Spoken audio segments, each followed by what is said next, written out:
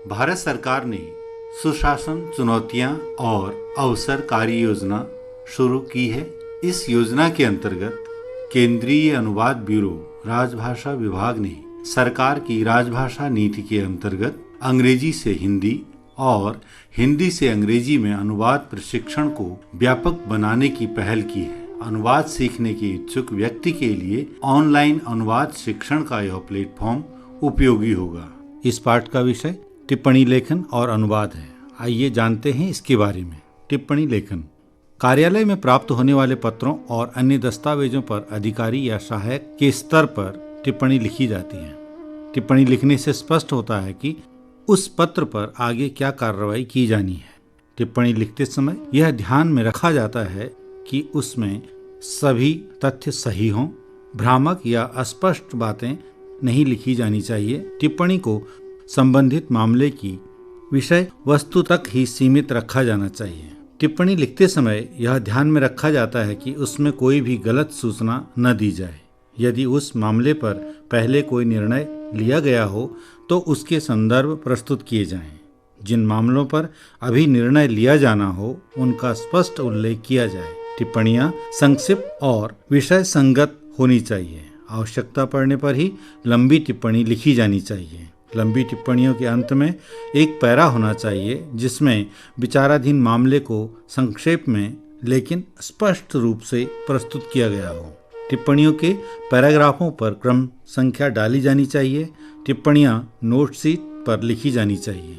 टिप्पणी दो स्तरों पर लिखी जाती है, अधिकारी स्तर पर और सहायक स्तर। सहायक स्तर पर लिखी जाने वाली टिप्पणी में इन दोनों बातों का होना आवश्यक है। टिप्पणियां मुख्यतः प्रशासनिक और स्वतःपूर्ण होती हैं। प्रशासनिक टिप्पणियां आदेशात्मक और व्याख्यात्मक होती हैं। स्वतःपूर्ण टिप्पणी अधिकारी और सहायक दोनों ही स्तर पर लिखी जाती है। प्राप्त हुए पत्र या नोटिंग में टिप्पणी लिखने के लिए कुछ सामान्य वाक्यांशों का प्रयोग किया जाता है। विषय वस्तु के अनुसार टिप्पणी विस्तृत भी हो सकती है। टिप्पणियां आदेशात्मक तथा व्यक्ति निरपेक्ष होती हैं, जिनमें कर्ता वाक्य संरचना में निहित होता है। मूल रूप में टिप्पणी लिखने वाला व्यक्ति संबंधित विषय और उस पर प्रस्तावित कार्रवाई से परिचित होता है, किंतु टिप्पणी का अनुवाद करते समय अनुवादक को विषय और उसके संदर्भ को समझते हुए ही अनुवाद करना चाहिए। उदाहरण के लिए वरिष्ठ अधिकारी द्वारा टिप्पणी में प्रयोग किया गया मे बी ग्रांटेड का अर्थ स्वीकृत किया जाता है के रूप में माना जाता है, जबकि अधीनस्थ कर्मचारी द्वारा लिखे गए मे बी ग्रांटेड का अर्थ स्वीकृत किया जा सकता है माना जाता है। टिप्पणी में प्रयुक्त शब्द और वाक्यांश। अब हम टिप्पणी के कुछ उदाहरण और उनके अनुवाद पर चर्चा करेंगे। सामान्यतः अंग्रेजी में कम से कम शब्दों में टिप्पणी लिखी जाती है, जिसका अर्थ संदर्भ के अनुसार होता है। ऐसे वाक्यांशों का अनुवाद करते समय विशेष सावधानी की जरूरत होती है। अंग्रेजी का एक वाक्य लेते हैं, जैसे a brief resume of the case is given below. इसका अनुवाद होगा मामले का संक्षिप्त सार नीचे दिया गया है। इसी तरह अ क्रोनोलॉजिकल स्टेटमेंट इज फ्लैग्ड। इसका अनुवाद तिथिवार विवरण पर पताका या पर्ची लगी है। एक और वाक्य लेते हैं, approved as per the remarks in the margin. इसका अनुवाद हम करते हैं हाशिए की अभियुक्ति के अनुसार अनुमोदित। एक और वाक्यांश लेते हैं, draft has been amended according to your suggestion. इसका अनुवाद इस प्रकार करते हैं, आपके सुझाव के अनुसार मसौदे में संशोधन कर दिया गया है। इसी तरह immediate disposal of the file is requested. इसका अनुवाद हम करते हैं, अनुरोध है कि इस फाइल पर शीघ्र कार्रवाई की जाए। एक और वाक्यांश लेते हैं, इश्यू आफ्टर करेक्शंस। इसका अनुवाद हम करते हैं, संशोधन लगाने के बाद जारी करें।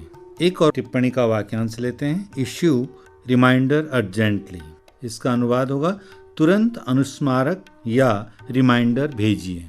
टिप्पणी में प्रयुक्त कुछ और शब्द और वाक्यांश लेते हैं। पहला वाक्यांश कीप इन अवेयंस। इसका हम अनुवाद करते हैं स्थगित रखें। एक और वाक्यांश काइंडली रिव्यू द केस। इसका अनुवाद हम करते हैं हिंदी में कृपया मामले पर पुनर्विचार करें। टिप्पणी में प्रयुक्त एक और वाक्यांश, may be issued after amendments in the draft. इसका अनुवाद होगा मसौदे में संशोधन करने के बाद जारी करें। May be requested to clarify, इसका अनुवाद हम करते हैं स्पष्टीकरण देने का अनुरोध करें। May B return when done with, इसका अनुवाद हम करते हैं काम होने पर लौटा दिया जाए। एक और वाक्यांश, no assurance in the matter can be given at this stage, इस मामले में अभी कोई आश्वासन नहीं दिया जा सकता है। इसी तरह no decision has so far been taken in the matter, इसका अनुवाद हम करते हैं अभी तक इस विषय में कोई निर्णय नहीं लिया गया है। Obtain sanction from the ministry, इसका हम अनुवाद करते हैं मंत्रालय का अनुमोदन प्राप्त करें या मंत्रालय की स्वीकृति या संस्वीकृति प्राप्त की जाए। एक और वाक्यांश लेते हैं, please comply before the date, इसका हम अनुवाद करते हैं कि कृपया नियत तारीख से पहले इसका अनुपालन किया जाए। Please expedite the return of this file, इसका अनुवाद होगा कृपया इस फाइल को शीघ्र लौटाएं। Please see the preceding notes, इसका अनुवाद होगा कृपया पिछली टिप्पणियां देख लें। एक और वाक्यांश लेते हैं, put up the draft as per the discussion, इसका अनुवाद हम करते हैं चर्चा के अनुसार मसौदा पुनः प्रस्तुत करें या चर्चा के अनुसार मसौदे को पुनः प्रस्तुत किया जाए।